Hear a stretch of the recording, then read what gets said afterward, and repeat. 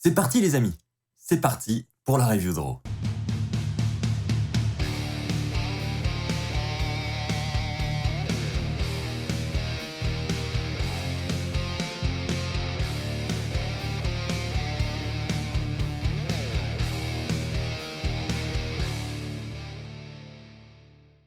Bonjour à toutes et à tous les amis, on se retrouve comme chaque semaine pour la review de Raw. Et avant de commencer cette review, je tiens à m'excuser pour ce week-end, il n'y a pas eu de vidéo du tout, pas de review de SmackDown. Je n'étais pas du tout disponible ce week-end, même ce matin, pour être très honnête avec vous, c'est très compliqué pour la review de Raw. Il est actuellement 6h du matin au moment où je tourne cette vidéo, j'ai dû me lever très tôt pour regarder Raw avant de partir au travail parce que j'ai une grosse journée qui m'attend. Donc on ne perd pas plus de temps, c'est parti, on commence avec le premier point. Pour commencer, nous allons parler de ce titre des États-Unis. Rappelez-vous, la semaine dernière, nous avions un très beau triple menace entre Drew McIntyre, Sheamus et notre champion Damien Priest. Et donc cette semaine, on a un nouveau match avec cette fois-ci Sheamus et Drew McIntyre en 1 contre 1 et le vainqueur du combat affronte Damien Priest lors du prochain pay-per-view Extreme Rules. Alors bon, c'est un match qu'on a déjà eu, on va pas se mentir. Cependant, c'était relativement correct, c'était un beau match entre les deux avec pas mal de suspense. Ça va se terminer avec une tentative de Claymore Kick de Drew McIntyre sur Sheamus. Sheamus va contrer et va renverser la prise en roll-up pour la victoire. Donc victoire de Sheamus par roll-up. Après le combat, durant le combat, on a Drew McIntyre qui a retiré le masque de Sheamus, qui l'a posé sur le poteau.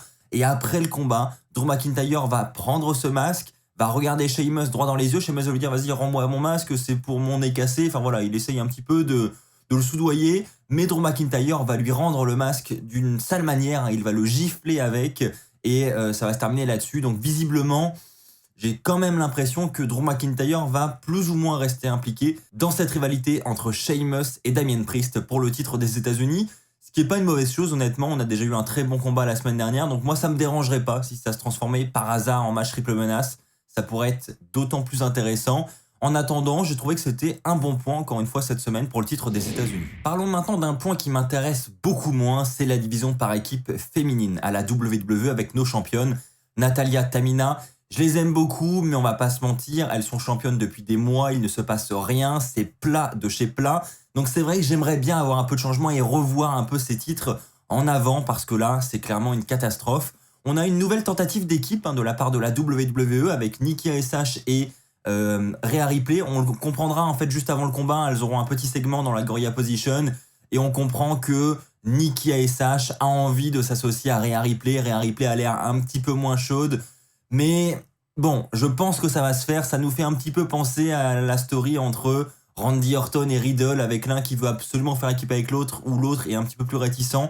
C'est un peu exactement la même chose. Donc on aura ce match par équipe, encore une fois un number one contenders match.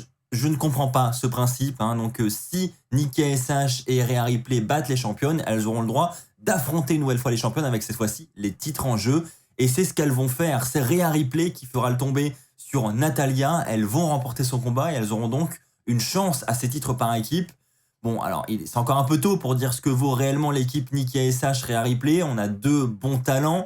Maintenant, est-ce que l'association sera bonne ? Je trouve que c'est un peu tôt pour le dire, donc je ne sais pas si c'est la bonne équipe pour détrôner Natalya et Tamina. En attendant, j'espère qu'elles perdront rapidement ces titres parce que j'ai vraiment l'impression que la WWE ne sait absolument pas quoi faire avec cette équipe. On passe au prochain point et on passe donc au Moist TV, à un nouveau talk show, le talk show de John Morrison, donc il va un petit peu copier le Miz TV. Alors The Miz complètement absent encore une fois cette semaine, je ne sais pas ce qui se passe avec The Miz.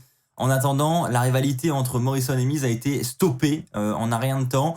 Je pense que c'est parce que The Miz a dû s'absenter pour des raisons personnelles, ou enfin je ne sais pas. Mais en attendant, j'espère que la rivalité va reprendre d'ici quelques jours, quelques semaines. En attendant, cette semaine à Raw, on a Karrion Kross qui va prendre le relais et qui va s'inviter dans le talk show de John Morrison et qui va clairement faire comprendre à Morrison qu'il veut le faire souffrir ce soir, qu'il est prêt à terminer la carrière de John Morrison. John Morrison va tout simplement lui poser des questions en mode « Quels sont tes objectifs à la WWE ? Est-ce que c'est devenir champion des États-Unis, devenir champion de la WWE ?» Enfin voilà, et Karrion Kross va dire que tous ces objectifs semblent vraiment pertinents, mais avant tout, il veut faire souffrir John Morrison et le battre dans le ring, et John Morrison va se défendre comme il peut. Il va dire que voilà, il a déjà affronté de grandes équipes comme la DX. Enfin voilà, il va essayer de se mettre en avant comme il peut. On arrive ensuite à ce combat entre John Morrison et Karrion Kross. Honnêtement, un très beau combat, avec une belle destruction de Karrion Kross et on voit que là, cette fois-ci, la WWE, ils misent beaucoup sur lui. Ils ont vraiment envie de l'installer comme un lutteur vraiment destructeur du côté de Raw. On nous dit durant son entrée qu'il a battu Keith Lee, qu'il a battu... Enfin voilà, on liste tous ses adversaires, tous ceux qu'il a battus, Jeff Hardy, etc. Et on en arrive à ce combat où, encore une fois, c'était vraiment qualitatif, où on aura une victoire clean de la part de Karrion Kross. Alors, une nouvelle défaite pour John Morrison. On n'en parle plus de ces défaites, mais c'est vrai que le pauvre John Morrison, je ne sais pas combien il a perdu de matchs en 2021, mais ça doit être phénoménal le nombre. Si quelqu'un a la statistique, n'hésitez pas à la donner dans les commentaires, mais ça doit être énorme. John Morrison finira par abandonner suite à la soumission de Karrion Kross. Honnêtement, j'ai bien aimé ce combat malgré la défaite de John Morrison. J'ai trouvé que c'était assez divertissant et j'ai envie de voir la suite pour Karrion Kross. Les amis, passons maintenant à ce championnat féminin du côté de Raw. On se posait beaucoup de questions. On avait premièrement Alexa Bliss qui tournait autour du titre. Ensuite, on a eu Nia Jax. Donc, on s'est dit, mais quelle est la suite pour le titre? Eh bien, on a eu beaucoup de réponses cette semaine à Raw. On a premièrement un match entre Charlotte Flair et Nia Jax pour le titre féminin de Raw. Et on va comprendre déjà avant ce match qu'il y a des petites tensions qui commencent à naître entre Shayna Baszler et Nia Jax et ça va se confirmer durant le combat. Pourquoi? Parce que durant le combat, on a Shayna Baszler qui va vouloir attaquer Charlotte Flair. Charlotte Flair va esquiver et donc Shayna Baszler va passer à ça, je dis bien à ça, de frapper Nia Jax. Et donc là, on a pendant quelques secondes les deux qui se regardent en mode « mais qu'est-ce que t'as voulu me faire ?» Et Shayna Baszler qui dit « bah... je sais pas trop. » Enfin voilà, c'était très bizarre comme segment. Et plus tard dans le match, on a Nia Jax qui avait l'avantage sur Charlotte Flair sur le coin du ring. Et à ce moment-là, Shayna Baszler va monter sur le tablier pour distraire non pas Charlotte Flair, mais bien Nia Jax. Et ça va d'ailleurs lui coûter le match puisque Charlotte Flair va en profiter pour remporter le combat. Et donc après le match, on a évidemment Nia Jax qui est en mode « qu'est-ce que t'as fait ?» Et Shayna Baszler va quitter l'arène et on n'aura pas d'explication pour l'instant. Mais en attendant, c'est officiel, on a vraiment le début d'une rivalité entre Nia Jax et Shayna Baszler, la fin de cette association qui dure depuis maintenant assez longtemps. Mine de rien, perso, j'aurais pas misé vraiment longtemps sur cette association. Et bien là, on arrive définitivement, je pense, à la fin. Et c'est une bonne chose. Je pense que ça peut être une bonne chose. Et donc, où va aller Charlotte Flair? Eh bien, elle va bel et bien aller du côté d'Alexa Bliss, puisque après le combat, on a Alexa Bliss qui va apparaître sur l'écran géant et qui va inviter Charlotte Flair à aller dans le playground d'Alexa Bliss, mais Charlotte Flair va refuser et Alexa Bliss va lui dire « écoute, si tu ne veux pas venir, très bien, c'est le playground qui va venir à toi. » On a donc les lumières qui s'éteignent, Alexa Bliss qui apparaît à côté de Charlotte Flair et à ce moment-là, Charlotte Flair va demander premièrement à Alexa Bliss ce qu'elle veut et Alexa Bliss va pointer le titre de Raw. Charlotte va lui dire « tu veux un match pour le titre de Raw ? Très bien, tu l'auras, mais n'oublie pas que ici, c'est mon terrain de jeu, c'est mon playground. » Et le segment va se terminer là-dessus, avec Alexa Bliss qui va fixer Charlotte Flair dans les yeux. Honnêtement, je suis pas fan du personnage d'Alexa Bliss, vous le savez, mais là, je sais pas. J'ai été... en fait, tout pendant que Lily, la marionnette, n'est pas impliquée, et tout pendant qu'il ne se passe pas des trucs what the fuck, ça peut être intéressant. On peut avoir une Alexa Bliss qui peut être intéressante. Et là, honnêtement, pour ce segment, voilà, il n'y a pas eu trop d'artifice. Enfin, c'était relativement simple, et j'ai bien aimé ce segment pour le coup. J'ai envie de voir le combat, donc j'espère que ça va continuer dans cette perspective et j'espère que la rivalité ne va pas me décevoir par la suite. En attendant, Charlotte Flair contre Alexa Bliss, c'est désormais officiel pour Extreme Rules. Ma seule crainte maintenant, c'est qu'ils ajoutent peut-être, au vu du pay-per-view, une stipulation un peu n'importe nawak et j'ai vraiment pas envie de ça. Les amis, parlons maintenant de Eva Marie et Doudrop. On aurait pu penser que la rivalité était terminée, c'est d'ailleurs ce que va demander Kevin Patrick à Doudrop. Est-ce que la rivalité est terminée? Doudrop va dire que non. Ça n'est toujours pas terminé, on aura un rematch la semaine prochaine. On a juste Doudrop qui nous dit que Eva Marie va assister la semaine prochaine à la plus grosse raclée de sa vie. J'ai vraiment hâte de voir ça. Les amis, ceci étant dit, passons au flop de la soirée.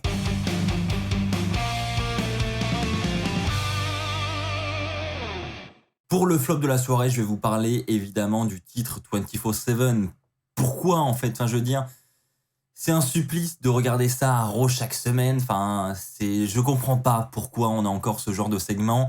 C'est vraiment ridicule et d'autant plus lorsqu'on voit les lutteurs qui sont maintenant impliqués dans ce genre de segment. Quand j'ai vu Jeff Hardy débarquer, je me suis frotté les yeux, je me suis dit, c'est pas possible, c'est pas Jeff Hardy. C'est pas celui qui était champion du monde il y a quelques années de cela. Non, c'est pas possible. C'est pas lui. Et bah si, Jeff Hardy maintenant court après le titre 24/7 également.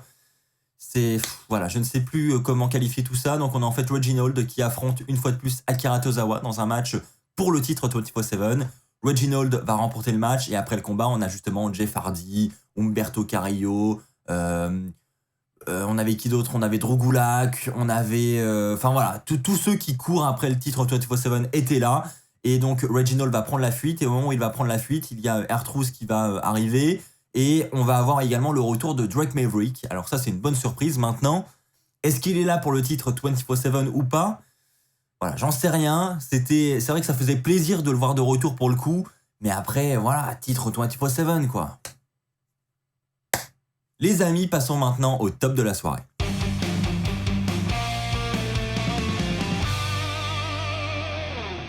Pour le top de la soirée, je vais parler de tout ce qui s'est passé autour des titres par équipe de Raw et du titre de la WWE parce que j'ai vraiment trouvé ça super intéressant. On a premièrement Randy Orton et Riddle qui vont arriver sur le ring pour nous dire que ce soir, nous allons assister tout simplement à un tag team turmoil match où les vainqueurs auront une chance pour les titres par équipe.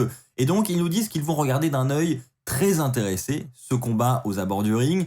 À ce moment-là, on a Lashley qui va arriver. Lashley va dire à Orton, écoute, je n'ai pas oublié ce que tu m'as fait la semaine dernière. Ton RKO, je l'ai encore dans la tête. Donc, j'aimerais bien qu'on règle ça seul à seul, hein, en 1 contre 1. Et Randy Orton va dire, tu es en train de me lancer un challenge, là, c'est ça? Et Lashley va dire, oui, c'est bien ça. Et Randy Orton va dire, c'est très très intéressant ce que tu me dis, mais moi, je vais accepter ton challenge à condition que ton titre de la WWE soit en jeu. Ce qui sera accepté par MVP et Bobby Lashley. Hein, ils vont se concerter un petit peu, mais finalement, ils vont approuver l'idée. Mais avant de repartir, ils vont dire à Orton et à Riddle, en attendant, on va demander à Adam Pearce et Sonya Deville d'intégrer ce tag team turmoil match parce que nous aussi, on est intéressés par ces titres par équipe de Raw. Donc, on a vraiment des deux côtés, hein, aussi bien du côté de Lashley et de Orton, des catcheurs qui veulent avoir 2 ceintures sur leur épaule.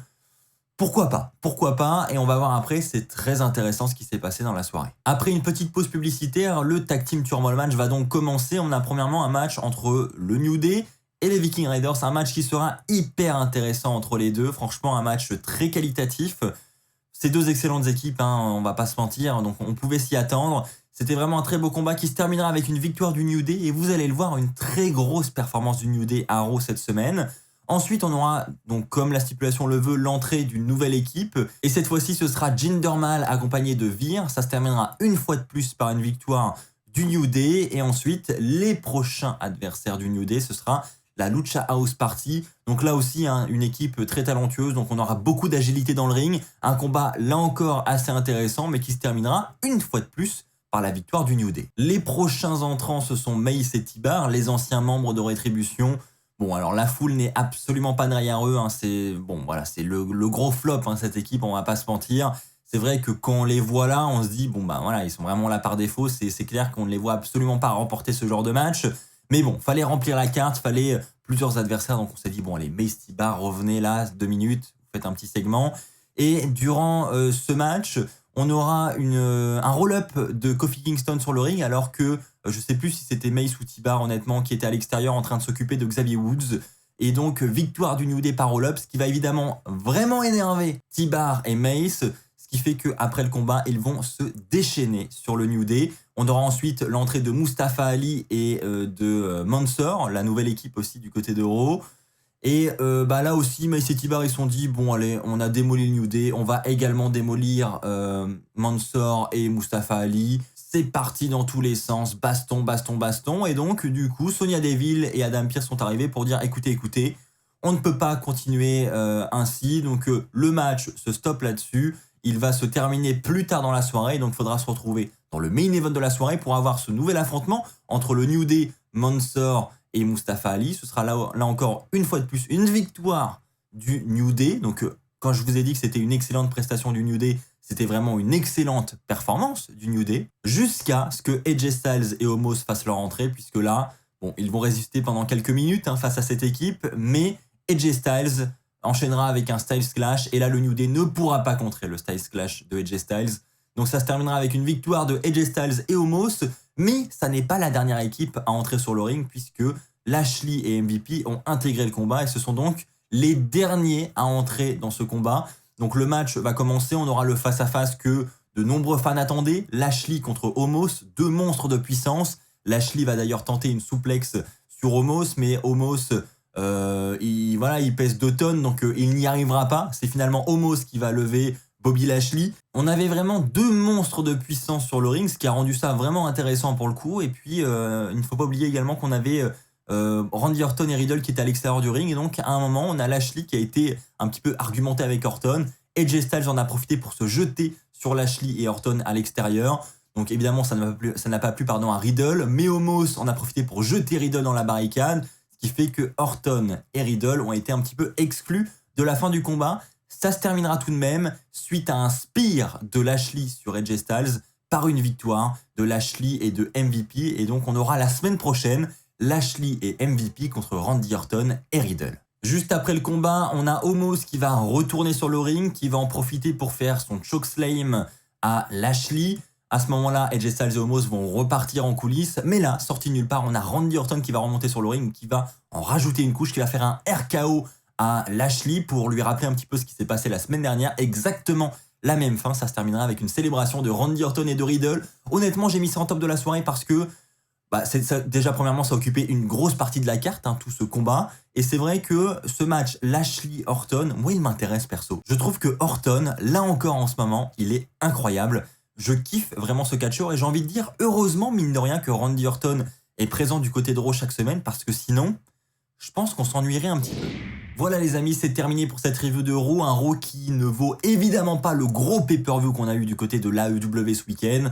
Ils ne peuvent vraiment pas rivaliser avec ça. En attendant, il faut quand même reconnaître que par rapport aux dernières semaines, on a un Raw qui est vraiment correct. Mais comment rivaliser face à un retour de CM Punk, un retour de Adam Cole et un retour de Daniel Bryan du côté de l'AEW? Ce n'est tout simplement pas possible. En attendant les amis, si cette vidéo vous a plu, n'hésitez pas à lâcher un pouce bleu. N'oubliez pas également de vous abonner pour ne pas manquer les futures vidéos. On se retrouve très vite pour de nouvelles vidéos. D'ici là, portez-vous bien. Et comme d'habitude, n'oubliez pas, soyez toujours très fiers d'être fan de catch. Allez, bye tout le monde!